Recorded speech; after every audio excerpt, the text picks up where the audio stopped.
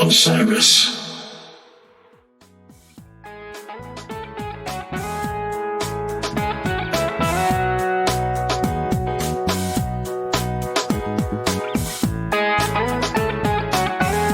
Good morning, everyone. It is January 31st. Welcome back to The Drop. I just want to say happy birthday to my first and original HF Pod co-host, Brad Tenbrook, one of my best friends. Have a great day, Brad. I hope you have a good birthday. Okay, so AI is coming for music. One of the stories that we've all been following over the past few months is the ChatGPT and how AI is going to affect our lives. I'm following this story on the music side about Google's creation of this thing called MusicLM.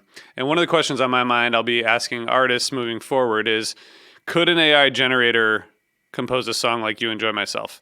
You know, if we give it enough time, enough information. A paper was published by researchers which says that MusicLM outperforms previous music generation models both in audio quality and adherence to the text prompt. And researchers say MusicLM can also be trained on both text and a melody, meaning it can transform whistled and hummed tunes to the style from a text prompt. So this is not the first AI music tool. Dating back to the 90s, there have been AI-based tools that have composed and supplemented music, but clearly we're entering a different world here with AI. Would this be a tool for songwriters to do their jobs more effectively, or would it stifle creativity?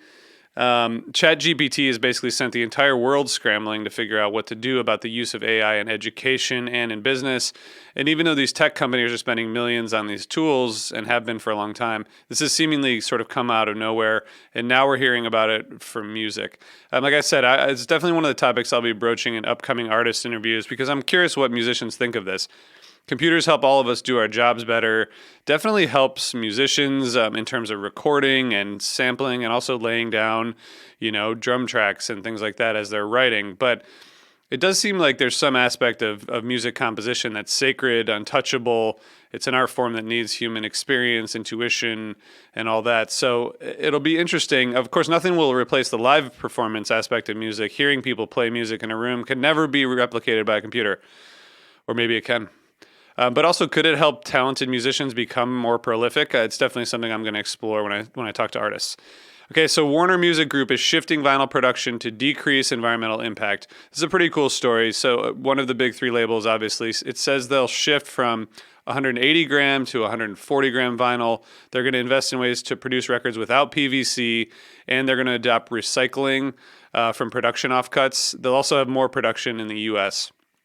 So here's a fact to keep in mind for us vinyl fans. Pressing plants use antiquated production techniques and toxic brew of chemicals, giving vinyl 12 times the greenhouse gas emissions of other physical media like CDs. So Warner says that through these measures, they can reduce greenhouse gas emissions significantly. And in 2022, they pressed 60% of their vinyl on 140-gram discs instead of 180, and they reduced the output of raw plastic by 470 tons. I pay pretty close attention to climate and environmental news, but I tend to think about it in terms of airplanes, cars, the energy we use at home, etc., all that stuff. That's one of the reasons we got solar at our house. I listen to vinyl all the time at home, and honestly, I've never thought about this until I read this article, which is maybe my fault. But it's a cool thing that one of the biggest players in music is taking drastic efforts to try to reduce greenhouse gas emissions, of course, in the hopes that it'll be helpful for their business as well as the environment. But this is cool to see, and it'll be interesting to see how vinyl changes, if at all, by stuff like this and whether the others follow suit.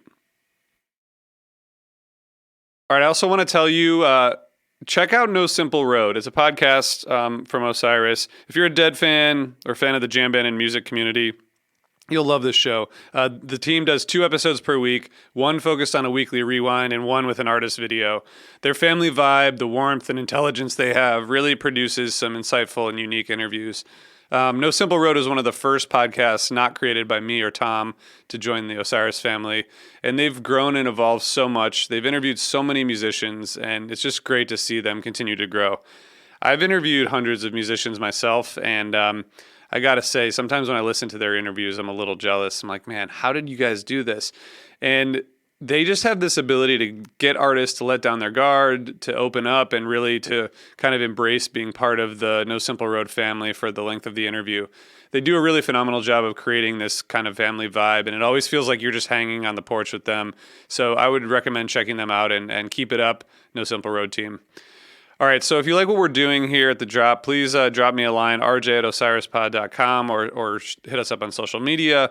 Give us a review on Apple Podcasts. Share the show with your friends. As I mentioned last week, we'll be bringing you music news every day, but I'm also going to be doing some artist interviews, which I'll use this feed for. So stay tuned for that, and thanks for the support. I'm having a lot of fun, and I hope you guys are enjoying it too. See you tomorrow.